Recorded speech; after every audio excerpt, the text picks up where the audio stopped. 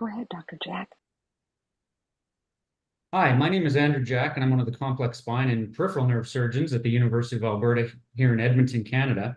I was fortunate enough to do my spine fellowship at Swedish in 2018 and train under Doctors Rada Skuin, Jens Chapman, and recently retired Robert Hart. I was asked to introduce Dr. Lynn Jacques today, whom I also had the honor to train under after completing a second fellowship at UCSF in peripheral nerve and pain surgery. She completed her neurosurgical residency at the University of Montreal before going on to work with Dr. David Klein in New Orleans. She then returned back to work at McGill University, where she quickly climbed through the neurosurgical program there as program director, divisional head, and professor. In the process, she soon became renowned for her clinical contributions to peripheral nerve surgery globally and as an active member of the CNS, AANS, DSPN, SNS, Sunderland Society, among others. Throughout her career, she was a stalwart examiner with the Royal College of Canada for neurosurgery, which most residents still have some story, memory, or even nightmare of her examining.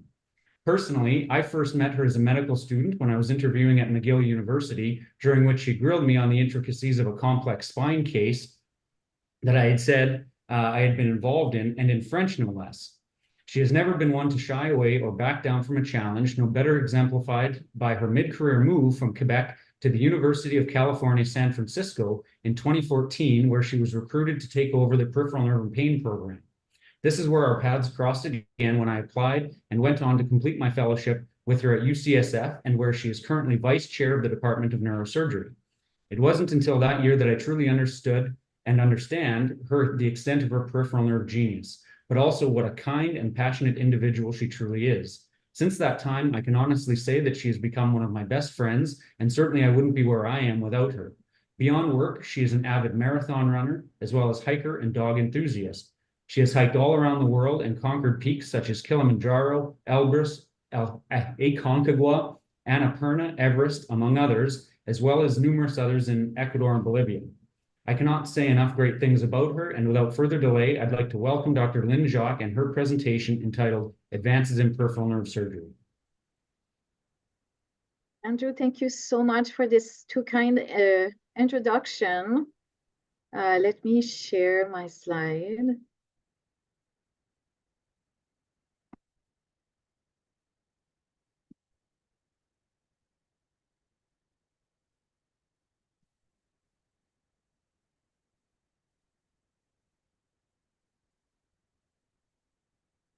All right.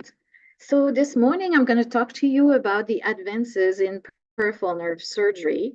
I have no disclosure for this talk, except that I'm working with fabulous individual as Dr. Jacques, who train here at UCSF, but many other also residents that are just amazing people. Here you can see Andrew on these slides on our cadaver workshop that we have every year. And it's just allow us to review all the very important peripheral nerve anatomical structures during that time and improve, like, the flow in the OR with our residents. So I'd like to thank very sincerely the Seattle Science Foundation and Dr. O'Connor for this kind invitation. Without Dr. Mitch Berger, I would not be here. He has been instrumental in inviting me here at UCSF to become or to pioneer or move on the program of peripheral nerve and our actual Edward Chang chair, who is really important in terms of the support for this program. And also, I'm extremely thankful to have trained under the pioneer of peripheral nerve surgery in the US and in the world. Dr. Klein is really the author of so many peripheral nerve surgery books, chapters, also papers, and he has been instrumental in the life of all the peripheral nerve surgeon. He has trained several fellows like me. He has been involved in all the social, but also all the AANS, CNS effort for the education in the US and in the world. Has been so instrumental as well to come and be at all different universities to improve the teaching. Here he is at McGill University in Montreal, supporting us for the 100-year neurosurgery in Montreal. And here he is in New Orleans with Andrew and myself, again dissecting cadavers in his 80s. So he's an example of what we strive for, mentorship, advocate, and truly a magnificent individual with tremendous skills. Today, what I would like to do is to review like what has changed basically in the world of peripheral nerve through high resolution imaging, through like molecular biology, and all of that to improve what we're doing every day for the patients preoperatively, during the procedure, and after the procedures.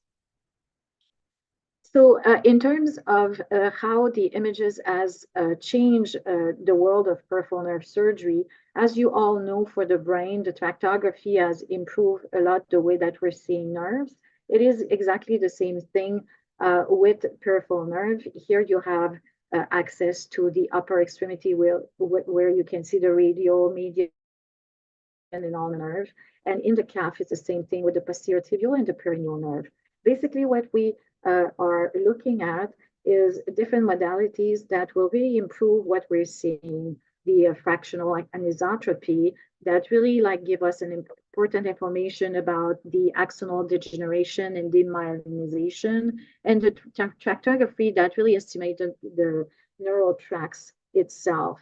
And we'll see how to apply that in the traumatic, compressive, tumor, and pain field in peripheral nerve surgery. So when we have a trauma, what is really important on peripheral nerve is to assess the level of injury, the preoperative planning, and characterize this pathology. And after that, when we treat it, to monitor the treatment response or the observation that we're going to do on these patients. Everybody knows the classification of nerve injury, which is Seddon or Sunderland, both based on the same concept of conduction block, axonal discontinuity, and then like the interruption of the endoneurial-fascicular structure, or the discontinuity completely of the nerve trunk. So as you can see here, like the neurography provides an excellent source of information when it comes to the neuropraxia. Here you can see a partial tear that you know that leaving alone will not be improving. And here a complete discontinuity after an endoscopic procedure for a carpal tunnel. Well, you can appreciate the formation of a neuroma, the discontinuity of the nerve, and also the denervation at the TNR level where the muscle is completely denervated. And the tractography gives you really the information of the disruption of those tracts. And waiting for that nerve to come back is completely losing time, the precious time that the patient needs in order for making sure that those junction between the motor nerve, sensory nerve to the muscle is not disappearing with time. One entity that, as a neurosurgeon, we have a lot of difficulty with is those high sciatic nerve injury, because when we are working at that level, those muscles, those target muscles are way below, and the length that we need in terms of nerve regeneration is 1 to 2 millimeters per day. So therefore, if you have a high level injury, this repair will take a lot of time. And waiting for that to get back is really like a challenge that we have. So having more information about that patient is really crucial to intervene sooner than later. So this 12-year-old patient was involved in a motor vehicle accident. Her right leg weakness was really clear right in the beginning. And as you can see, this was like her incision that she had there from the accident. There was a laceration that was repaired in the emergency room, like many others of these problems. And she had no motor recovery in the first few months, and she was referred to us. So on the EMG, it became clear that basically she had a severe injury, that it was really at the proximal sciatic nerve close to the buttock, and that there was very mild reinnervation, if not at all. So basically what we wanted to do is to have like an imaging of that and try to understand like what the pathology was. And basically there were disruption on those fibers. We can see that there's already a neuroma formation, the nerve is expanded, there's a signal loss within the nerve, and there atrophy of those muscles. So as illustrated here, you can see the neuroma, and then you can see the tractography showing that there's a loss of fibers just right there.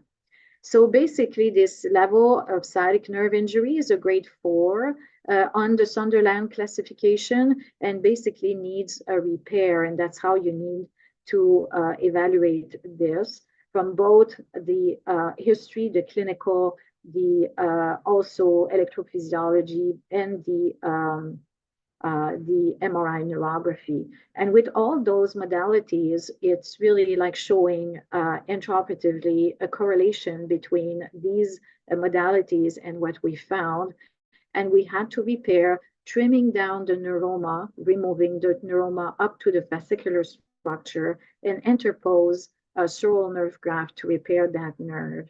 And the patient, after several months, has recovered from her injury. And now this is another example of a patient that underwent a mesh repair, like many of centers does for abdominal hernia, and wake up with a complete femoral injury. So from an acute injury, the MRI neurogram can be very, very useful to show that there's an interruption of that nerve at that mesh level. And the tractography has shown just right that as well, looking into this. And then based on that, we were able to really look back, remove that mesh, and be able to repair the nerve right away instead of waiting for the degeneration to happen and then the reinnervation to happen, but repair the nerve right away. So, and a femoral nerve, a high femoral nerve like that, can give like significant morbidity to the patient. So what the DTI like really help us with, it helps us looking at the axonal regeneration within a month of the nerve repair as well. So not only we can make diagnosis and evaluate the nerve itself, but we can also follow that nerve through its repair. We can also follow the axonal regeneration, and then before even reaching the target muscle, the EMG will take some time, and the physical examination as well will take some time before we see any changes. So iatrogenic injury unfortunately happens, and then we need to recognize them. This is just an example of a patient who had a meniscus injury, and unfortunately, like the surgeon went and then put a stitch on the peroneal nerve. So that stitch is seen here, but that's like the images that you're going to get, a neuroma on that nerve, an enlargement, focal enlargement of that nerve, and then an interruption of those fibers. And with that, this is exactly what we found, like in the intraoperative picture, so that we can repair that nerve earlier than later. Some patients has more catastrophic events, such as this patient who underwent pelvic surgery for a tumor that was believed to be an ovarian cancer, and unfortunately went with the robotic procedure, and finally it was just a benign schwannoma, but underwent some bleeding, and the patient wake up from that procedure with a complete leg paralysis and a severe pain. So the question now, what are we doing with this? How can we evaluate that patient? So on her physical examination, she has a complete lumbosacral plexus injury. So that's what we're seeing here from her exam and from her sensory evaluation. From her EMG nerve conduction velocity, clearly it's showing denervation on those muscles, and clearly conclude the right lumbosacral trunk injury and the right L5-S1 nerve root that were most affected by this. And then when you're looking at the lumbosacral plexus abnormalities, you see that there's a neuroma just very proximal to that nerve into the pelvis, and then like up to the notch here, you can see that there's a defect, and there's the other side of the neuroma. With injury like this, the repair is not possible. So it's really important that we can evaluate those injury, know exactly what is going on, and then, like, not offer surgery for patients that uh, obviously here will not benefit from that surgical procedure. So here is another example that the patient had a laceration of the ulnar nerve and needed to be repaired. So that was a severe incomplete injury. So you can, again, like the same thing, denervation of the FCU, enlargement of the nerve, and then the tractography showing clearly that the tracts are no longer in continuity. And then here, after the repair, you can see that those nerve tracts are really clearly showing reanastomosis and repair, and there's a track going through the site of repair. So it's really nice to be able to assess that before there's any uh, loss of time in terms of nerve regeneration.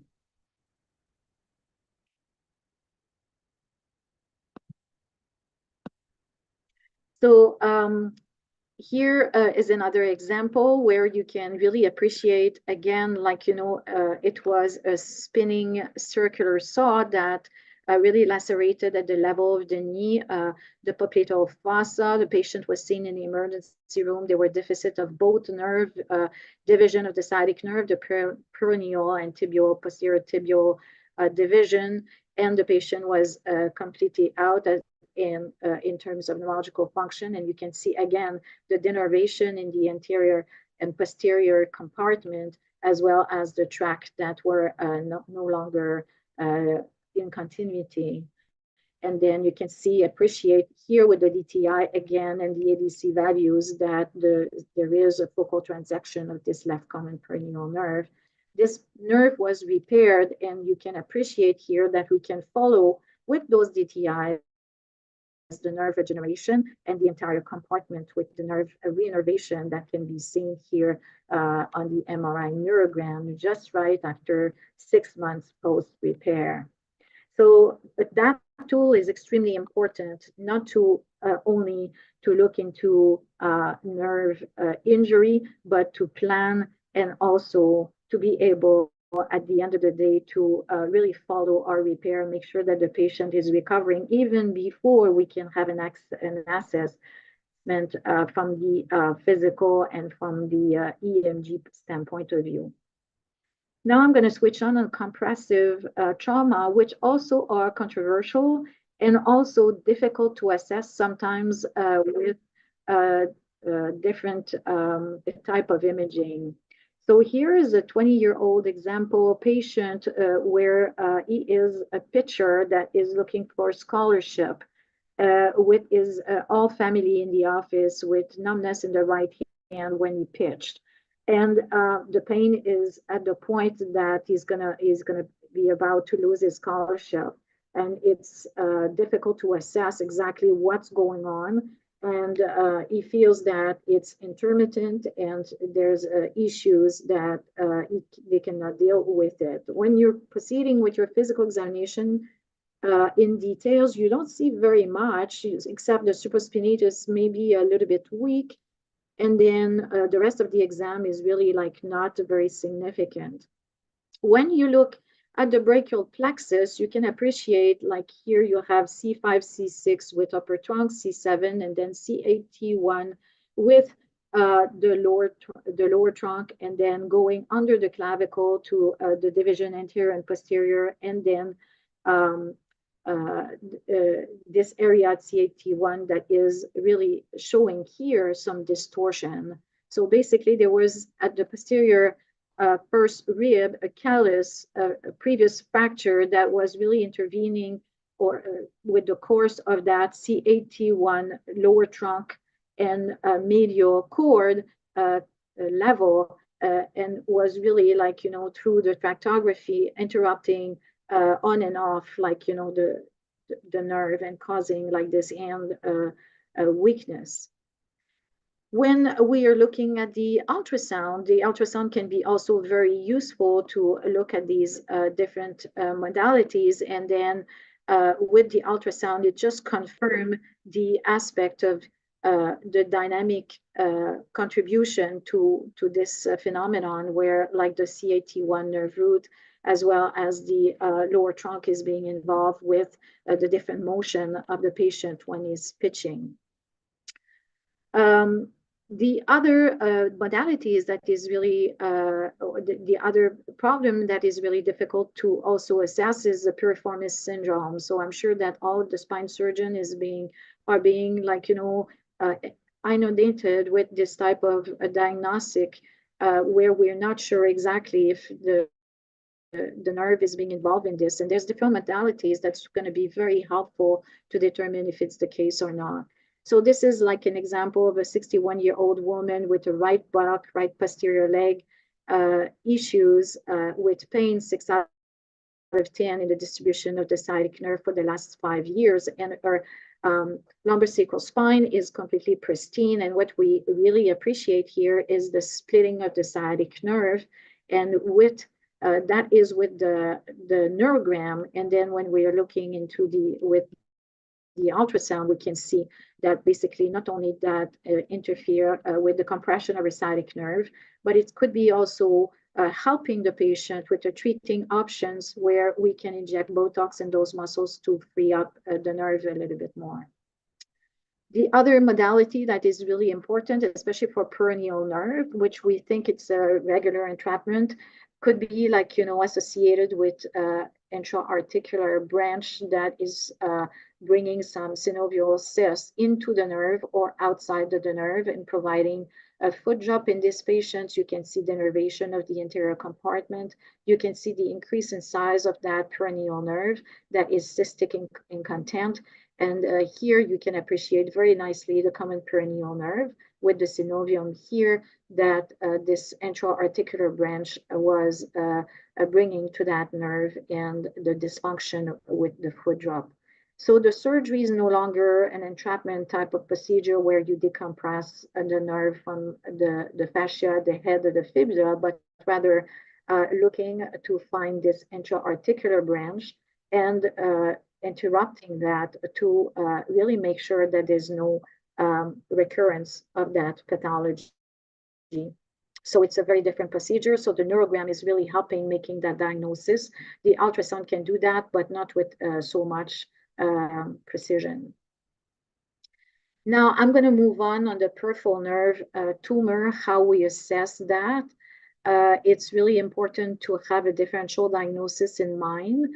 So when you're looking into this, you have reactive lesions, a traumatic neuroma that can look like a mass, myocyte ossificans, the inflammatory process, and the infection lesions. We've seen a lot of leprosis that can look like cystic lesions, hyperplastic lesions, schwannoma, schwannomatosis, neurofibromatosis with NF1, and then like all the other malignant and benign tumors that can be arising from the nerve, and the secondary neoplasia, which is the metastasis. Really often involved in the brachial plexus will be the breast and the lung, and in the lumbosacral plexus, obviously, prostate cancer. So the way that we're evaluating peripheral nerve tumor are really important. And if there's one slide that is important, is this one. We need to have, contrary to the other specialty in neurosurgery, we just cannot look just at the images. We need to look at the history and physical examination in order to make the right decision. So the timing is important. The size of the tumor is important. The mobility to the surrounding structures, usually like a peripheral nerve sheath tumor will move laterally and will not be adherent to the surrounding structures. The neurological deficit, the presence of autonomic dysfunction, all of these things are really key. The EMG will provide you information only mostly to eliminate other pathology or to really document, in the case of MPNST, some dysfunction in the territory of that nerve. The ultrasound, the MRI neurogram are key here to have more information about the tumor itself and its surrounding structure. And then intraoperatively, electrodiagnostic studies are really, really key for monitoring the nerve.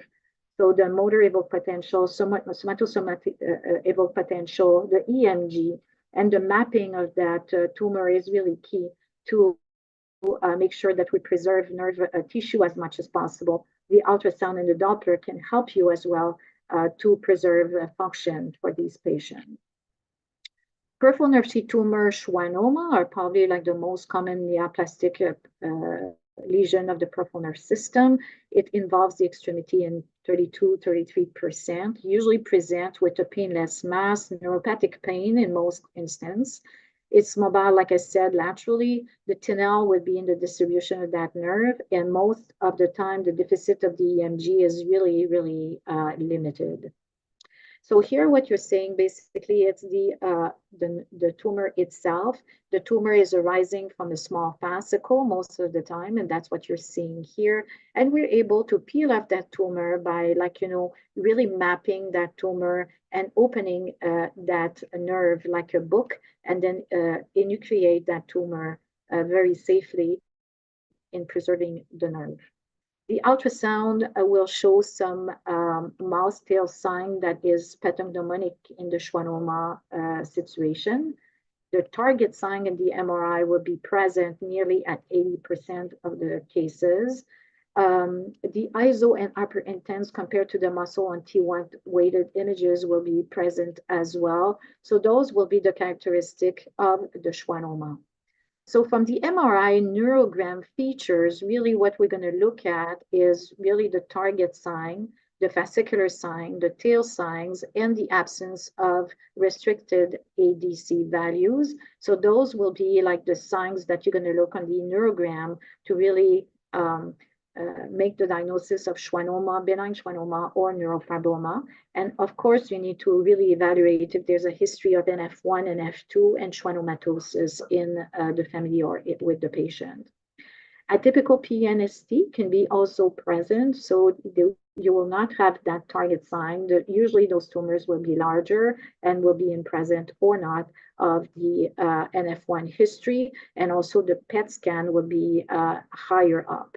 When it comes to MPNST, no longer any target signs. The ADC values will be low. There will be like swelling around that tumor, and there will be also early arterial enhancements with very important avidity on the PET.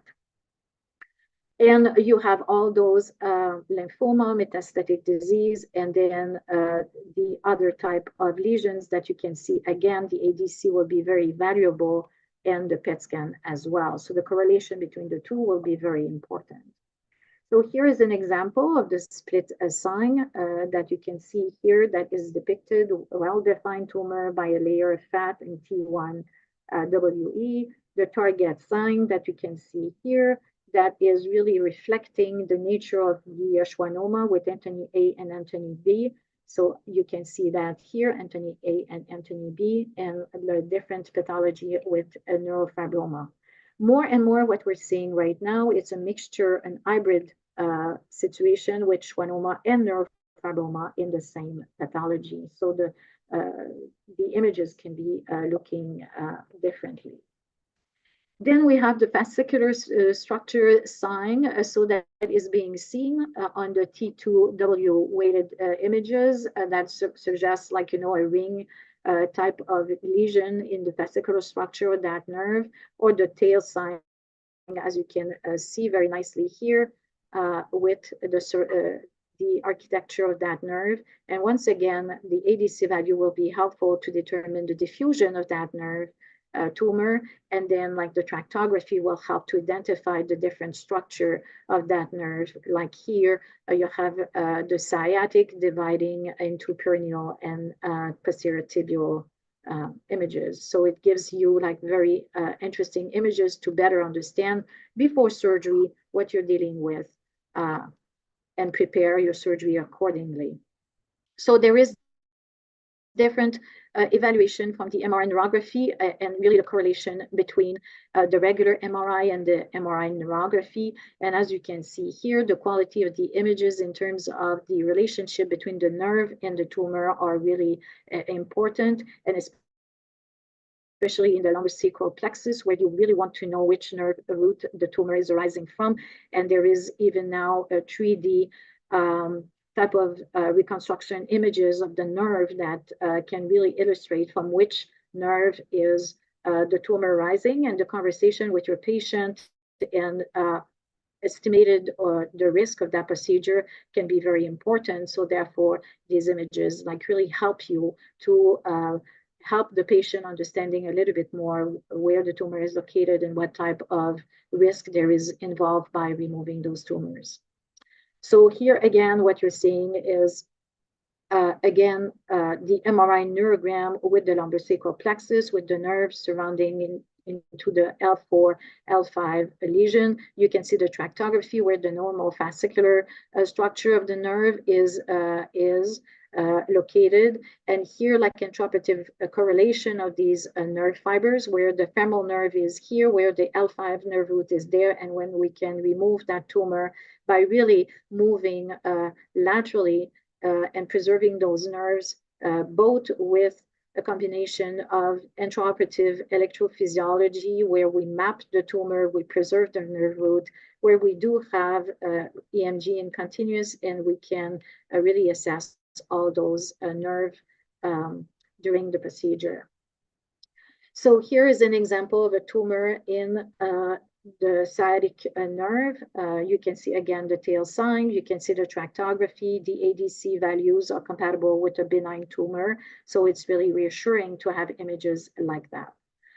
So all schwannoma are not equal. So that's why those images are so key, because you can have, like Spinners have demonstrated in the white paper several years ago, that the schwannoma can arise from just one fascicular structure, but maybe involved in a more complex fascicular structure in many different ways. So the images is really key to look into this. Now you can have also different type of schwannoma with classic Anthony A and B with palisading and Verroque bodies, but you can have like tumors that will be cellular but still a schwannoma. You can have plexiform type of schwannoma. You can have melanocytic type of schwannoma, and more we have hybrid tumor that is a mixture between schwannoma and neurofibroma. So now another point, I think the point that is the most important of that talk is really like to talk about when to do a biopsy or not. And Alan Levy has presented that paper that is really for neurosurgery, a basic paper that changed the way that we're looking at biopsy. So what he has demonstrated in that paper is that when patients have a peripheral nerve biopsy in a benign pathology, these patients have 30% of motor, sensory, and pain after the procedure, and really do not, it really interfere with the way that we're removing those tumors. So it is not recommended to proceed with a biopsy, especially with all the information that we have, making sure that we are not injuring the patients, and follow those benign tumors instead of proceeding with 33% rate of damage of those nerves. Having said that, if there's any suspicion of malignant pathology, then the biopsy is indicated, of course. So the preoperative DTI is also helping in localizing and correlating with the intraoperative exploration. So this is a paper showing that the tumor with the tail sign again, and then like the vascular structures and the tractography and the correlation with the intraoperative pictures, where you can identify those vascular structure and protect them. So both correlation with the DTI and also the electrical intraoperative mapping of those tumors is key. So this is an example of my own patient, on the 14-year-old who has 2 years history of having issues with her leg and pain at the site of this mass. You see the characteristic on coronal T2, the tractography, and the DTI. And then you can see here the correlation between the tractography and this tumor on the posterior tibial nerve. Again, like, you know, the fascicular structure. And we were able to remove that lesion very safely. Again, knowing that where the tracks are, and with the mapping, intraoperative mapping, we were able to safely remove that without having neurological changes. So I was talking to you earlier about the importance of UCSF 500 molecular biology panel for those patients. So we are currently really reviewing all the molecular biology of all these patients with schwannoma, neurofibroma, and MPNST to really look at what are the chances for them or predisposition for them to have a recurrence, or if there's any genetic counseling that can be provided to those patients. And here the patient has a variant of LZTR1 that is associated with schwannomatosis. And based on that, our recommendation was to follow up that patient more clearly with brain MRI, total spine MRI based on this information. So that has been extremely useful. The arrival of a robotic surgery has changed the way that we're looking at tumors that are sitting in between the brachial plexus and the chest, as well as the lumbosacral plexus, where these robotic procedure can be extremely useful. So a combination between the thoracic surgeon and neurosurgery is key for this type of patients. And using the robotic instead of an open thoracotomy is really the new way of looking at things to improve the outcome of that patient. So here, what you appreciate here is a tumor that is sitting between C8T1 lower trunk and in the chest, tumor arising from T1. So we were able to do a supraclavicular approach very clearly, like delineating like all the nerve, freeing up the tumor up in the supraclavicular area, and then being able from below through the robotic freeing up from the chest area that tumor and being able safely to remove with the colleague that tumor with the robotic. Now, there's some tumor that are more challenging to remove, and those are the patients who have a plexiform type of tumor. This patient had multiple surgeries to remove these tumors, and they could be challenging. And again, a multidisciplinary approach for these type of lesions are really important, but the images is also extremely important to really evaluate the extent of the disease, both in the skin and at the level of the nerve. So here you can appreciate that it's really a plexiform mass invading the tarsal tunnel and the posterior tibial nerve that is completely enlarged.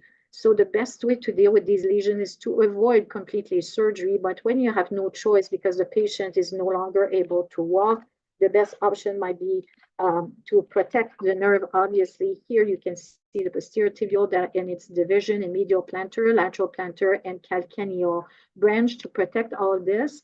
And then, like, you know, provide then a coverage for that type of patient. And here's the same thing, another case of NF1 with plexiform mass. You can see again, like all the nerve being involved. And then, you know, we try to avoid surgery when we can, but when we have to, we're proceeding with that. Extension with NF1, it is also a complex situation where we have several lesions that we need to make sure that we remove the lesion that is symptomatic or the lesion that has change in characteristic, both on PET and on the ADC values. So the images are really really important for this type of situation. And it could be like really a challenge to look into this. And here is an example of a patient that has like a change in this particular location where it was a low grade in PNST. And those are challenging for both the pathologist, the patient, and the neurosurgeon who's dealing with this type of diagnosis. Here is an example of an MPNST in the neurofibroma with images again with the ultrasound, with the MRI neurogram that can give you, and the PET scan that is elevated again. Of note, patients with benign neurofibroma will show quite clearly a high SUV value. Having said that, in this case, you can see very well that lesions that is really like higher than usual, and it's really taking um, uh, a high SUV uptake. So here is the lesion on the CTA. So the assessment of the vasculature of these tumors are really important as well. And here is the resection with margin of that tumor that is MPNST, and the reconstruction based on the nerve and the vessels in this case. The pathology was MPNST, and it was a very large lesion that we can really evaluate with our diagnostic improvement of those images. Here is another example of MPNST that is large, arising from the radial nerve. You can see that the pathology and the surrounding nerve tendon and vessels are really involved here in this left arm, forearm level. So after the resection of the margin, then you can reconstruct the radial nerve, the median nerve being here, the PIN being there, and then like the arterial bypass to really resect that lesion. The left brachial plexus mass and worsening on the arm and function can arise here from a carcinoma of the left breast. She had mastectomy, radiation therapy, and then like this patient deteriorating. The MRI revealed that the brachial plexus tumor was really infiltrating the brachial plexus, and most likely a diagnostic of MPNST was carried. As well, you can see on the ultrasound, and here on the PET scan, you can see also that the SUV is elevated significantly with no other disease for that patient. You can appreciate like both on the coronal view, the sagittal view, and the axial view, the infiltration of this brachial plexus by this MPNST. So now having a diagnostic clearly like that with a loss of function of her arm completely, an amputation was carried on. And then the resection of that tumor was done, and it was a malignant triton tumor, which is the most aggressive form of tumor in the peripheral nerve tumor. And what you can see is that here the MRI neurogram allow you to also evaluate along with the pathology, the extension of the margin, and correlating both the pathology and the ADC values and the neurogram post-operatively will allow you to follow these type of patients. Sciatic nerve can be also involved like in this case of lymphoma. So lymphoma can infiltrate the nerve. Like in this patient, he had a complete flail foot, and this mass that you can see here infiltrate like not only the nerve but the muscles. And then it was a blue cell type of tumor with ADC values that are again affected in the tractography, as you can see. The treatment here was just to have a biopsy and then a chemotherapy, and the patient improve. For the secondary neoplasia, again, it's really important to have like a full diagnosis that is being carried, and you have two phenomenon that can come. It's primary pathology and secondary pathology that can occur in the brachial plexus or in the lumbosacral plexus, like I mentioned before. And those can be like those cells that will, like Rob Spinner mentioned very clearly in his paper, that can infiltrate the peripheral nerve, brachial plexus or lumbosacral plexus. And being aware of that phenomenon can really like help us to differentiate between necrosis from radiation therapy or from recurrence of breast tumor or lumbosacral plexus prostate cancer. So those images will be helpful both from the SUV ADC values and also the infiltration of these tumor. That doesn't preclude the need for a biopsy, but really indicate exactly where is going to be like the best place to biopsy, correlating these different modalities. Now I'm going to spend like just a bit of time on how the advance in peripheral nerve has helped for the pain modalities. Again, history, physical examination, EMG, MRI, neurogram, PET scans are really like the best modalities to look into that. We need to very carefully do a thorough physical examination, thorough history in these cases to better assess those patients.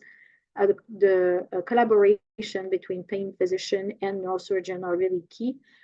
There's a lot of non-interventional therapy for neuropathic pain, so it's really important that the patients are familiar with the pain physician and choose the best therapy for them based on that.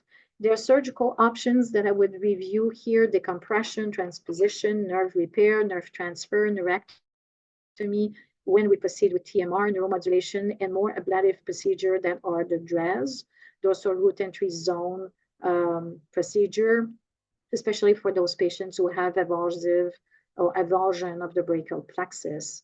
So here is an example of a patient who injured himself with a kitchen knife. You can see again the neuroma here that is present, and it's extremely painful for him. So the key point here is to proceed with a good diagnosis and correlation between the neuroma and intraoperative pictures. You can see that it's clearly a neuroma. And the key point here is not to do anything else than repairing the nerve, and that's going to help for the neuroma formation, like in this case, on a young patient. The same thing with ulnar nerve laceration. Even if you have a high level of ulnar nerve, that you know that from the reconstructive standpoint of view, it's not going to be very useful because of the distance that the nerve has to reinnervate those muscles is very long. So therefore, repairing the nerve at a high level is really helpful for pain control. So we have repair here, trim back the neuroma and repair with graft that ulnar nerve. But here the nerve transfer is really key in order to restore the function of that young patient. So a combination of nerve repair, nerve transfer can be very helpful to have a better control on that pain. Morton neuroma can be very challenging. Most of the time it's successful, but sometimes you have CRPS that are affecting them. So there's been a lot of things talked about over several years on how to deal with distal neuroma, nerve reimplantation, cap inside, end to end. But really, treating CRPS is important. Using TMR or RPNI is really like a modality that can really help with the neuroma formation and giving like a target instead of neuroma formation, as really help all the amputees and even non-amputees to really help with this pain situation. And also for some patient very well selected to help with the myoelectric device that help the patient to function better. And this is the work of Valerio that you can see in the picture just right there. And also Greg Dunemian that is hidden here, but just right there. So the TMR can be used, like I said, with the amputee, the non-amputee, to really provide some target to those neuromas. Some patients are not as fortunate and had an amputation very early on, like here in this case in 1977. So the sciatic neuroma is very high and difficult with no muscles to reinnervate to. So there is solution with neuromodulation that really bring a different level of understanding and help for those patients. It's a bit challenging to find the best therapy for the right patient, but it's definitely something that brings in some particular patient, a lot of help in their life. Peripheral nerve stimulation, peripheral nerve field stimulation has been there for quite a long time. It's really helping a very selected patient. We need to be careful with the position of that PNS, the amount of movement, the electrode nerve ratio, the inconsistent conduction. But in some patients, it's very useful. The DRG has proven to be very useful as well for very focalized CRPS patients. I won't have time to go in details with that, but just to tell you that this is like a modality that has taken a lot of favor over the few last years, especially for those patients who has CRPS in a very focalized area. Spinal cord stimulator has also improved with time, especially with the closed loop system that has improved all the data that we have on the previous clinical trials that we've been involved with. And it's a safe modality to be using. The DRES is also very important possibilities for those patients with evasive procedure with quite good results. That has been there for quite a long time, but has been look through the eyes of our colleague Belsberg. For those of you who wants to have like a video of these procedure, so operative neurosurgery has a good video on that done by the group of Belsbergs at Hopkins. Finally, I just would like to leave you with the fact that I think clearly the images in peripheral nerve as with DTI has really improved the work that we're doing in not only evaluating the nerve and its surrounding structures, but also planning our surgery and following what we're doing with the patients. And then, like, there is multiple options for those patients. So it's really exciting to be working in peripheral nerve in 2024. I think the future is very bright. We have very, very bright people that we're working with as well. Our neuroradiologist, which is Dr. Chin, Dr. Shaw, are the pioneer of neurography, along with Dr. Fuller. And then Dr. Patel Morgan, are really skilled ultrasonographer of peripheral nerve. Dr. Engstrom and Ralph are really like neurologists that are brilliant individuals, really helping with that. We have a component of pediatric neurosurgery in peripheral nerve as well, and we have brilliant neuropathologists as well. So it's really like great to work with amazing people like that. And I will take in the last few minutes some questions. That's what I have for today.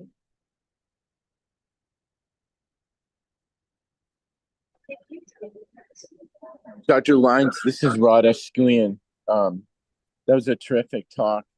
I know Andrew Jacques had a phenomenal year with you. This is more of a philosophical question. What's your thoughts on, I know seems like in the last 10 years, there's been, like less in terms of reimbursement and other challenges with peripheral nerve. What are your thoughts on trying to get more neurosurgeons to go in this field, like Andrew Jack and others? I mean, I feel like, especially in Seattle, we don't have someone like you. They literally have to get on a plane and travel down to San Francisco to see someone like yourself. And it's quite challenging because there's so many cases. So I just wanted your thoughts on that. Well, I think Andrew has like the best of the two worlds in terms of having like significant spine knowledge and surgical experience in the spine, and also being able to really deal very nicely with the nerve tumor, for instance, because there's so many like dumbbell tumors. And I think like the way that we approach things as neurosurgeon is very different than our colleague ortho or plastics, because we have this understanding of the electrophysiology and the nervous system. So we can not only understand brain pathology, spinal cord pathology, nerve root pathology, but we understand nerve as well. So it really avoid mistakes, wrong diagnosis, like doing a carpal tunnel release for a TOS. Patients, we're seeing like really often, a patient who has a release of cubital tunnel and carpal tunnel, and it was a TOS, a thoracic outlet coming from the brachial plexus pathology.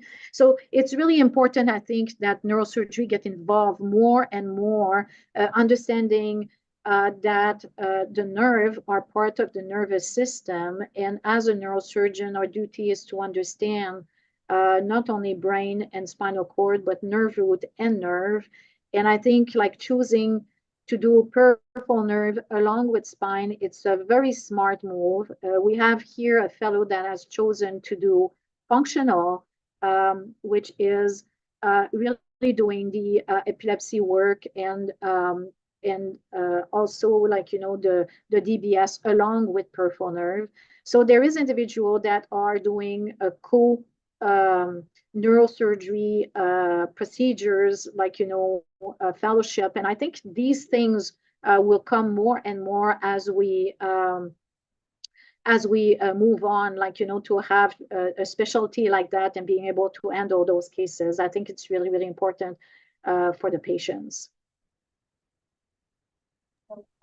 Yeah, no, I I totally agree, and I think especially nowadays, with all the DTI, I mean, there's so many cool things you can do in peripheral nerve. And again, I don't know how much you use navigation, but I mean, even that field is evolving, and it's incredible to me, like even in spine, where you can, now you can start to see the cortical spinal tract, and you can really kind of see all these tracks. That's And so right. I'm hoping, that leaders like yourself and neurosurgeons continue to get in that space, because, personally, I think it's there's a lot of opportunity there, and especially for neurosurgeons, because as you said, we really understand the nerves, the clinical syndromes. I mean, it's crazy. Like even in my practice, things like Parsonage-Turner, brachioplexitis. I mean, these things get missed all the time. Yeah. Uh, And to so be honest, I didn't have time to review all of that, but this yeah, is a topic that we can take an hour on. And we have like a multidisciplinary team. And now with the MRI neurography, we can see the constriction of the brachial neuritis. And it's really important, like, that we have like a good understanding of that, and that we intervene when we need to and don't intervene when we don't need to. yeah. And then one last question. I don't want to hog the session, but what are your thoughts, Dr. Jacques, on like these newer devices that are in the pipeline, for not just spinal cord injury, but like for peripheral nerve, that you see. I mean, I know Elon Musk has Neuralink, and that's kind of more central nervous system based, but you see these coming out, like for example, for foot drop, perineal nerve injuries. Like, I had a ski accident, and I had a tibial plateau fracture, and fortunately I recovered, but I had a perineal nerve injury, and I used this little Firefly device on my leg, and maybe it was placebo effect, but it was unbelievable because it was just stimulating my perineal nerve, and I think it helped my recovery. You know? Absolutely. And I think, like, it's really the most important thing is that while you're waiting for the Mhm. regeneration or reinnervation to happen, many people will lose, like, the joint, because, like, there will be a shorten of the Achilles tendon, and the range of motion will not allow, like, it takes so much time that the range of motion will decrease. And the problem is that the junction between the nerve and the muscle is lost, like after so much time. By babysitting the muscle, it allows like that muscle to stay alive during that reinnervation process taking place. So I think it's really important that those measures are being taken. But I think we're looking more and more to any nerve regenerative procedure that we can do along with our nerve repair so that it will promote the nerve regeneration. There's a lot of study, like Ellen Levy is doing a lot with spinal cord, NIH project. So I think hopefully with nerve, there's a lot of people that are working on nerve regeneration as well with the conduit and things like that. So I think it's going to come. It's not there yet, but I think like there's a lot of people working on it. Yeah, no, I mean I think it's fascinating. You know, I think there's so much in that area that it's just going to explode in the next 10 years. So Thanks for your talk, Dr. Jacques. I'm Cliff Pierre, one of the neurosurgery research fellows here. Could you share your thoughts about artificial intelligence as you showed all the different imaging modalities and all the data, not only getting the proper diagnosis, but the management of such diseases? Can you share your thoughts where you think AI is going to take this field of peripheral nerve? Yeah, so I think AI, like, is as good as the information that there is in it. So in other words, if there's bad things in, like, AI will not do very well. If there's good things in, then it's gonna work quite well. So I think for you've seen like all the nuances, like in diagnosis for instance, like the right diagnosis for peripheral nerve sheath tumor. And I've shown like only like a very small limited amount of these peripheral nerve sheath tumor, for instance. But I think just looking into radiology area, like the different type of diagnosis that we can differentiate between malignant, benign, and the different type of cells will be very useful. The molecular biology that we have on those tumors, like the AI will definitely help with that, like, to sort out what type of mutation you have with those patients. Whether it's schwannoma that is benign, they have different type of mutations. So we always believe that schwannoma is one type of schwannoma, but there's so many different subtype, and the molecular biology of these tumors is very different. So I think AI would be very helpful in those fields, for instance, and probably in many other fields too. I think it's very exciting. Yes, thanks for that.